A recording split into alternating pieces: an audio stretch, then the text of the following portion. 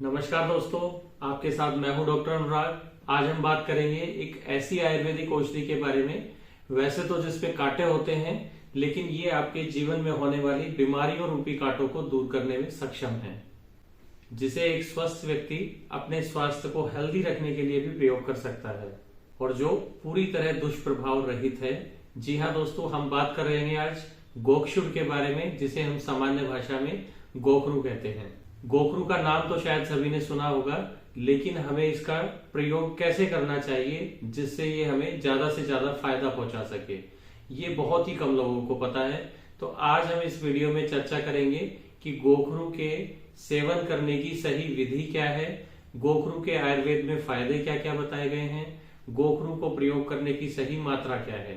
तो यदि आप गोखरू के बारे में इन सभी चीजों को जानना चाहते हैं और अपने शरीर को स्वस्थ बनाना चाहते हैं तो इस वीडियो में हमारे साथ अंत तक जरूर जुड़े रहिए। गोखरू के बारे में जो भी जानकारी मैं आपके साथ शेयर करूंगा वो पूरी तरह आयुर्वेद के अनुरूप होगी और प्रमाणिक होगी। यदि आपको वीडियो अच्छी लगे तो लाइक जरूर करें, और यदि आप वीडियो पहली बार देख रहे हैं, हमारे चैनल पर नए हैं, तो चैनल को सब्सक्राइब जरूर करें ताकि इसी तरह की आयुर्वेद के अनुरूप और प्रमाणिक जानकारियां आपको मिलती रहें।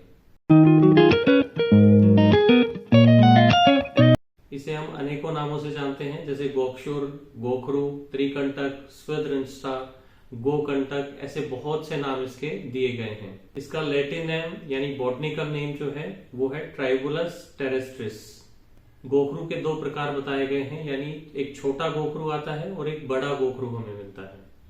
आयुर्वेद के अनुसार यदि इसके गुण धर्मों के बारे में हम बात करें तो गोखरू के जो गुण हैं वो गुरु और स्निग्ध बताए गए हैं। स्निग्ध यानी यह शरीर में स्निग्धता बढ़ाने वाला होता है, और गुरु यानी यह पचने में भारी होता है।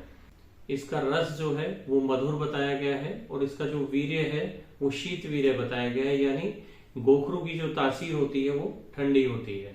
गोखरू के सेवन करने से हमारे शरीर पर उसका क्या क्या प्रभाव होता है, यानी गोखरू के सेवन से क्या क्या फायदे हो सकते हैं, वो आयुर्वेद के अनुसार हम जानते हैं।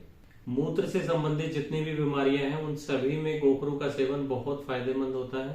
जैसे यदि किसी को पथरी की समस्या है, यूरिन में जलन होती है, या फिर यूरिन का फ्लो कम होता हो, या फिर प्रोस्टेट की समस्या हो, इन सभी में गोखरू का प्रयोग बहुत फायदेमंद होता है। आयुर्वेद में गोखरू को मूत्रल बताया गया है, यानी किडनी की जो फिल्ट्रेशन है ये उसको बढ़ाता है, और हमारे शरीर के जितने भी दूषित तत्व हैं उनको मूत्र के साथ निकालने में सहायता करता है। वाटर रिटेंशन के कारण यदि शरीर में कहीं पर भी सूजन आई हुई हो तो उसको भी ये कम करता है। गोखरू को वेदना स्थापक और वात शामक बताया गया है, यानी आयुर्वेद के अनुसार यदि हमारे शरीर में कहीं पर भी दर्द होता है तो वो वात दोष के कारण माना गया है, और गोखरू जो है वो वात दोष का शमन करता है। तो इसीलिए गोखरू के सेवन से यदि हमारे शरीर में कहीं पर भी दर्द है तो ये उस दर्द को कम करने में बहुत फायदेमंद होता है।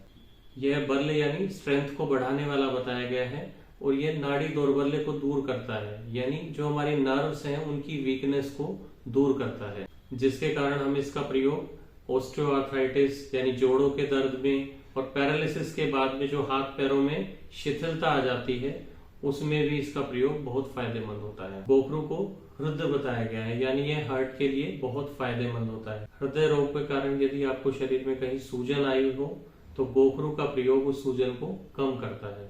जिन लोगों को ब्लड प्रेशर ज्यादा रहता है तो गोखरू का प्रयोग ब्लड प्रेशर को कम करने में सहायता करता है। गोखरू को बल्य बताया गया है, यानी यह हमारी स्ट्रेंथ को बढ़ाने वाला होता है, शरीर को पुष्ट करने वाला बताया गया है।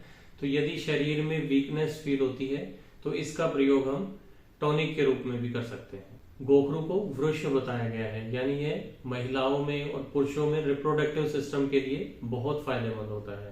पुरुषों में होने वाली समस्याएं जैसे ओलिगोस्पर्मिया यानी शुक्राणु की कमी, नपुंसकता, इरेक्टाइल डिस्फंक्शन, इन सभी में गोखरू का प्रयोग बहुत फायदेमंद होता है। महिलाओं में भी जो प्रजनन संस्थान से संबंधित बीमारियां हैं, जैसे इनफर्टिलिटी है, वाइट डिस्चार्ज की प्रॉब्लम है, या फिर जिनको बार बार गर्भस्राव होता है, उसमें भी गोखरू का प्रयोग बहुत फायदेमंद होता है। साथ ही साथ जिनको गर्भावस्था के दौरान पैरों पे सूजन आ जाती है, या फिर गर्भावस्था के दौरान ब्लड प्रेशर बढ़ जाता है, तो उसमें भी गोखरू का प्रयोग ब्लड प्रेशर को कम करने में भी सहायक है, और पैरों की सूजन को भी ये कम करने में सहायता करता है।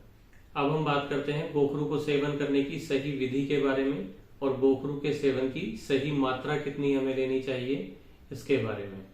यदि आप इसका चूर्ण के रूप में प्रयोग करते हैं तो जो इसके फल होते हैं उसका हम चूर्ण बनाते हैं और उसका प्रयोग करते हैं।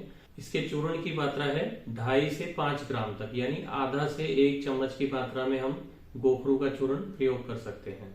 यदि गोखरू का सेवन हम काढ़े के रूप में करना चाहें तो 50 से लेकर 100 ml तक की मात्रा जो है इसके काढ़े के लिए वो सही मात्रा है।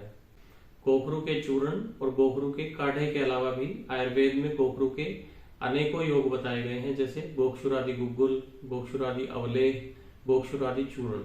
इन सभी का प्रयोग आयुर्वेद चिकित्सक के निर्देशानुसार आपको करना चाहिए। तो उम्मीद करता हूं कि इस वीडियो में गोखरू से संबंधित आपके सभी सवालों का जवाब मिल गया होगा। यदि ये वीडियो आपको अच्छी लगे तो अपने परिवारजनों और अपने प्रियजनों के साथ इस वीडियो को जरूर शेयर करें, ताकि वो लोग भी आयुर्वेद को अपनाकर अपने शरीर को स्वस्थ बना सकें। तो फिर मिलेंगे एक ऐसी ही चर्चा लेकर जो आपके और आपके परिवार के लिए फायदेमंद होगी।